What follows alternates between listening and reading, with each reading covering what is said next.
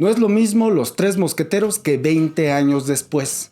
Esa expresión que suele escucharse en sobremesas o pláticas de cantina podría describir a la nueva película del director británico Danny Boyle, porque el tiempo no solo pasa, también pesa. En la novela de Alexandre Dumas, los héroes regresan envejecidos, desencantados y divididos por lealtades políticas. Ya no luchan por el honor ni por la reina, sino por no traicionarse entre ellos. Boyle regresa al cine de terror más de 2 décadas después de haber redefinido el cine de zombies con 28 días después. Pero lo que encuentra ya no es el mismo mundo, ni los mismos fans, ni siquiera el mismo tipo de terror y mucho menos el mismo tipo de cine. Esta no es solo una secuela, es un regreso con memoria, una película que entiende que todo lo que vino antes, incluido el apocalipsis, dejó cicatrices. Y si no te dio lo que esperabas, estoy contigo. Porque la genialidad de este director se mantiene intacta, sí, pero ahora cuenta una historia más íntima y filosófica y menos sangrienta. Esta nueva historia no dejó contentos a todos y yo salí del cine con un sabor agridulce y un dejo de insatisfacción. Por supuesto, existen los genios incomprendidos, pero Danny Boyle nunca me había dejado esa sensación. Soy fan de todas sus películas y me cuesta trabajo admitir que una no me gustó. Y sí, me cuesta trabajo. Ya les digo. Ojo, y no digo que sea una mala película, no por miedo a parecer un burro, porque eso me tiene sin cuidado, sino porque objetivamente no lo es. Es una película muy bien lograda en dirección, en fotografía, en sonido, en música y en guión. Es solo que esta vez no me maravilló como antes, porque aunque uno no quiera, el tiempo hace su trabajo en la piel, en el cine y en las expectativas. A veces no solo cambia la historia, cambian los cineastas y cambiamos nosotros. Y aunque esta vez la chispa no provocó un incendio, creo que vale la pena hablar de 28 años después. En 2003, Danny Boyle cambió las reglas del cine de terror de zombies con su película 28 días después, que contaba la historia de Jim, un chico que despierta de un coma de 28 días y descubre que Londres está completamente desolado y con calles vacías, hasta que entra a una iglesia donde encuentra a un grupo de personas terroríficamente agresivas y ahí comienza la misa del fin del mundo.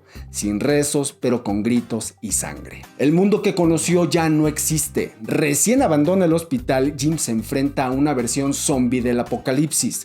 Pero estos agresores no son como los muertos vivientes de las cintas del maestrazo George A. Romero. No caminan con lentitud ni quieren comerse tu cerebro. Son furia explosiva. No caminan, embisten, no arrastran cadenas, estallan y solo quieren propagar un virus. Este patógeno maligno despierta la furia de sus portadores, les quita la capacidad de raciocinio y los convierte en máquinas de contagio, como si les arrancaran el alma y les dejaran solo el impulso. Hombres, mujeres, niños, nadie está a salvo.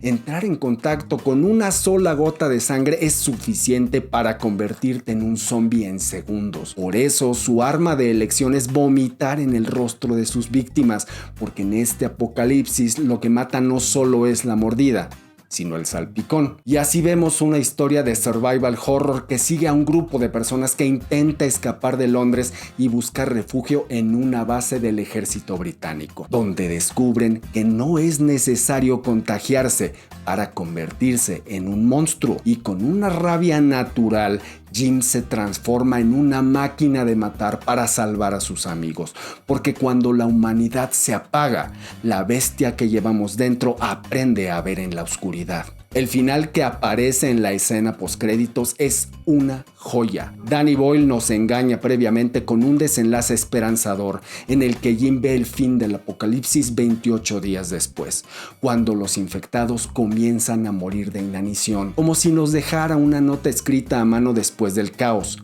no cantes victoria. Y esa película fue filmada con cámaras de video mini DV Canon XL1S. Y sí, Yo la tuve y con ella hice mis primeros cortometrajes. Esa textura rugosa y sucia le dio un realismo brutal, como si estuviéramos viendo las cintas de un sobreviviente. Además del genial Danny Boyle al mando, contó con Alex Garland como guionista, Anthony Dodd Mantle como director de fotografía y las actuaciones de Cillian Murphy, Naomi Harris, Christopher Eccleston y Brendan Gleeson. Ver a la ciudad de Londres vacía era un espectáculo tan inquietante como inolvidable. Lograrlo no fue poca cosa, significó cerrar calles en una de las ciudades más caóticas y congestionadas del planeta. Un reto de logística nivel pesadilla e hicieron que pareciera fácil. Es un peliculón que con un presupuesto de apenas $8 millones recaudó 82 millones, pero sobre todo se convirtió en un clásico y en un punto de inflexión de las películas del género, porque después de esta cinta jamás volvimos a ver a los zombies con los mismos ojos, y 28 años después, pues ya no es lo mismo. La secuela directa de 28 días después se tituló 28 semanas después. Nada que ver con 9 semanas y media.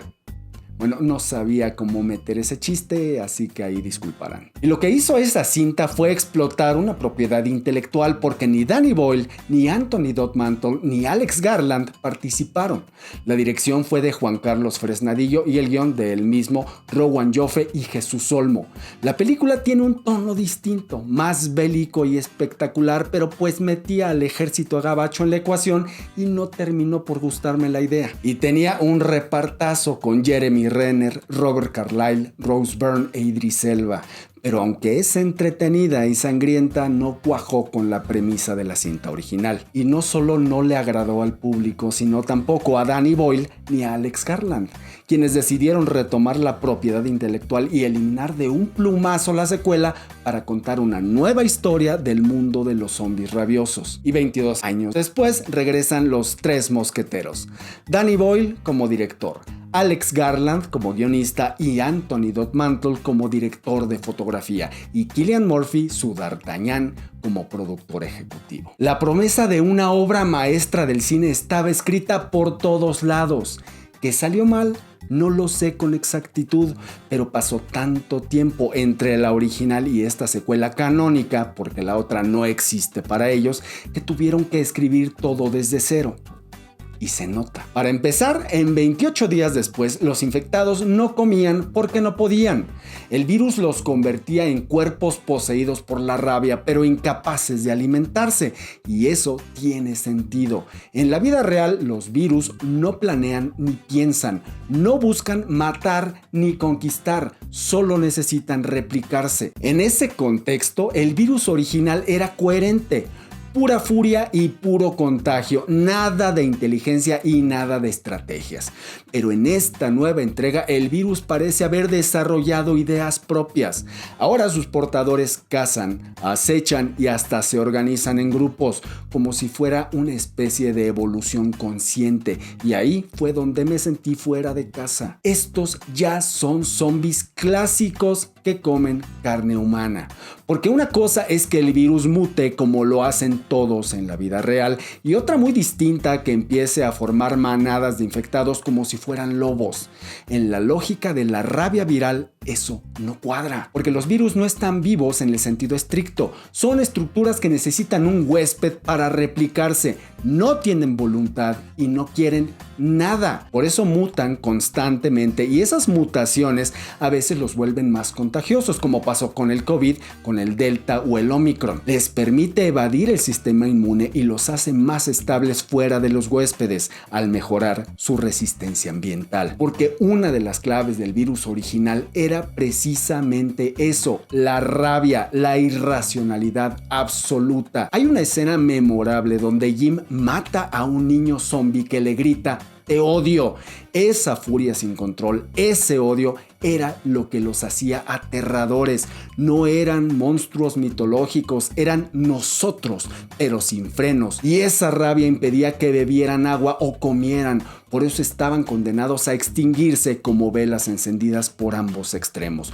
Porque a diferencia del hambre, la rabia no se sacia. Pero ahora, para justificar que la amenaza aún exista 28 años después, aparece la magia del guión.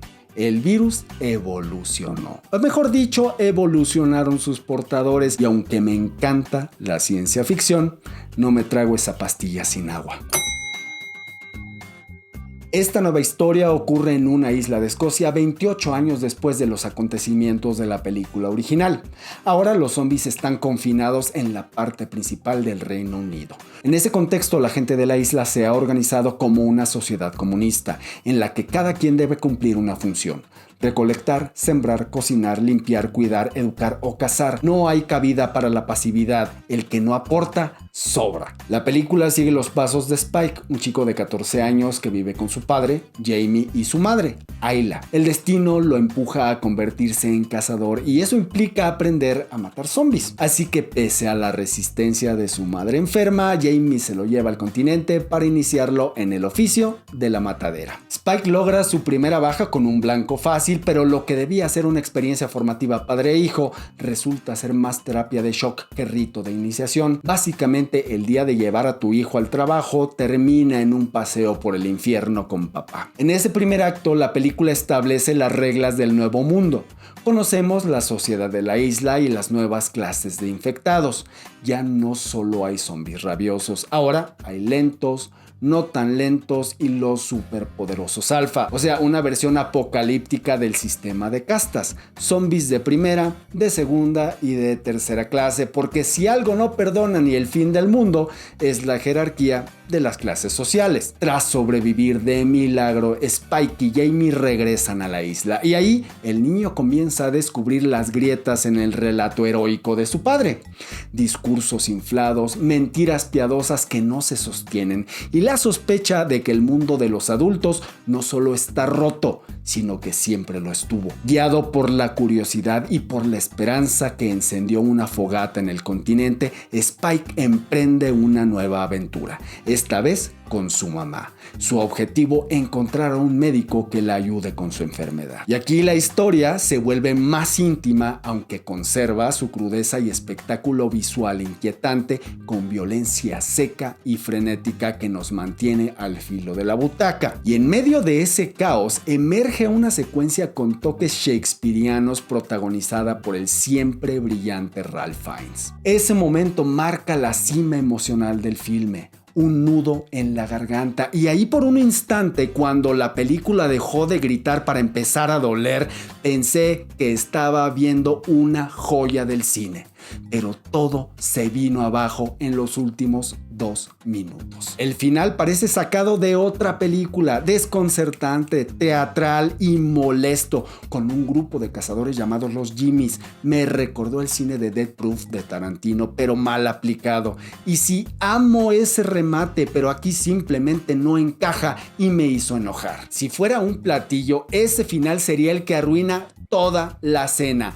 Mal servido, fuera de lugar y con un sabor tan raro que nomás no se te quita. Pero bueno, este es apenas el primer capítulo de una trilogía y eso permitiría explorar más a fondo a los nuevos personajes, cerrar el arco entre Spike y su padre y saber qué pasó con el alfa y el médico y el anunciado regreso de Cillian Murphy como Jim. O sea, no sé cómo le van a hacer, pero ya me estoy preparando para hacer corajes. La secuela llega en 2026, pero bajo la dirección de Nia Da Costa. Sí, la misma de las Marvels. Y espero que le vaya muy bien, porque si no, que me borren la memoria y me dejen en la escena postcréditos de 28 días después. Danny Boyle está en el top 10 de mis directores favoritos. He visto todas sus películas y cada una tiene un encanto especial. Es el director de Trainspotting, un espectacular y estilizado descenso a la locura con humor negro y personajes tan extraños como entrañables. También dirigió Tumba al ras de la tierra, Millones, La playa, Sunshine, 127 horas, Quisiera ser millonario, Yesterday y Trainspotting 2. Entre otras. Y si algo me ha dejado su filmografía es que el estilo no está peleado con la sustancia, porque Danny Boyle derrocha estilo en cada una de sus películas. Cortes eléctricos, cámara en mano, montajes acelerados, fotogramas congelados, texturas granuladas, luz saturada o casi ausente y una musicalización que empuja más de lo que acompaña, pero esto nunca está vacío, es forma al servicio de una gran historia. Y en ese sentido, 28 años después conserva el sello estilístico del autor con una propuesta visual impactante que combina encuadres angostos, movimientos nerviosos de cámara y un montaje frenético que siempre parece a punto de perder el control, pero no lo hace. En la mayor parte, la puesta en cámara no es bonita, sino visceral, y esa es la intención. Y en esta ocasión no filmaron con cámaras de video Canon, sino con teléfonos iPhone, lo cual le da a la fotografía un aspecto muy interesante. El director no quiere que veas esta historia desde la butaca, quiere meterte en el delirio, y su estilo errático, eléctrico y punk es su forma de empujar al espectador dentro del nervio de sus personajes. Además, las actuaciones de Aaron Taylor Johnson como Jamie, Jodie Comer como Ayla, Ralph Fiennes como el Dr. Kelson, pero sobre todo Alfie Williams como Spike, son de una película seria, o sea, están a la altura. Y el guión es obra de Alex Garland, autor del libreto de 28 días después y de obras geniales como la infravaloradísima Dredd, además de Ex Machina, Aniquilación, Men y Guerra Civil, que también dirigió. O sea, pensar que se le olvidó cómo escribir suena una idea muy simplona, porque esto es cine de autor, con propuesta y atrevimiento que puede ser que no nos guste, pero siendo objetivos, está entre lo mejor de este año. Y finalmente me acordé de Trainspotting 2, que es una gran película, pero no es lo mismo que la original y ni siquiera se parece, porque pues ya no se puede. Pasaron más de 20 años y los personajes ya no son los mismos, ya no piensan igual, ya no hablan igual y ya no tienen los mismos desafíos. En 28 años después pasa exactamente eso. El mundo y los personajes ya no son los mismos y los espectadores tampoco.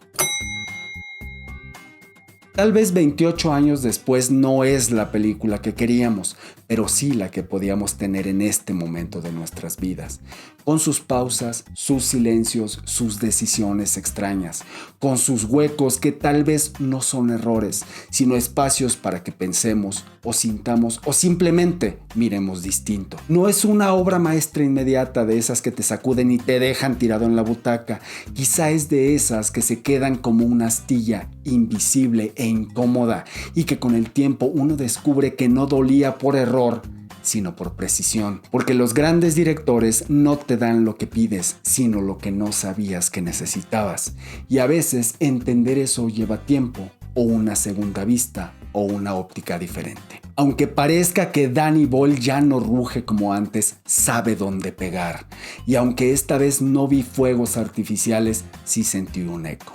Como si esta historia, entre zombies y rabia, estuviera hablándome de otras cosas. Del desgaste, del miedo a envejecer, de lo difícil que es cambiar y del costo de no hacerlo. Así que no lo sé. Tal vez 28 años después no es lo que esperábamos, pero como el buen cine puede que aún nos esté esperando a nosotros, porque cuando volvemos a una historia que nos marcó, no siempre la encontramos donde la dejamos. A veces el desencanto no viene de lo que vimos, sino de lo que esperábamos ver. Quizás esta película no falló, quizás solo llegó en un momento distinto, uno en el que ya no somos los mismos, porque la película está buena y eso es innegable, pero el título nos preparó para otra cosa y eso es trampa o una lección o las dos. Y estas son las lecciones que nos deja 28 años después. 28 años después llegó a México con el título Exterminio, la evolución, pero yo me niego a usarlo porque es genérico, suena de videojuego barato y principalmente porque está bien culero. Si no sabes con qué final quedarte en 28 días después, vuelve a verla y ponle atención a la escena del auto y la reja. Ahí está todo. Y sí, hay más de un final, pero solo uno duele de verdad. Puede que tarde en caernos el 20 de lo que esta nueva película quiere decir. Seamos pacientes, en enero llega la secuela. Los zombies ahora tienen jerarquía, organización y hasta estrategia de manada. Estamos a 2 mutaciones de que pidan voto en las Naciones Unidas. Lo que no logró el Brexit, lo logró el virus. Dejar a los británicos completamente aislados de Europa. En este universo, el comunismo sí funciona, pero solo si estás dispuesto a cocinar, sembrar y matar zombies en tu turno. O sea, lo de siempre. Utopía, pero esta vez con arco y flecha. Si Ralph Fiennes te da un monólogo en medio de un montón de huesos, cállate y escucha. Este señor puede leerte el instructivo de un microondas y hacerte llorar. Si el final de esta película tampoco te gustó, recuerda que existen Toy Story 4, Señales, Soy Leyenda e Inteligencia Artificial. Ese sí fue un crimen, y con el riesgo de que algunos me odien, Inception. Si esta película te pareció extraña, desconectada o hasta mala, aguanta las carnitas. A veces el primer acto no revela toda la historia. Por lo menos Alex Garland sigue escribiendo, y eso, como el final imaginario de 28 días después, es una señal de esperanza. No es lo mismo Los Tres Mosqueteros que 20 años después, porque los héroes regresan, pero no para salvar a la reina, sino para salvar lo que queda de ellos mismos. Y eso, aunque menos heroico, es más humano. Yo soy Checo. Hasta la próxima.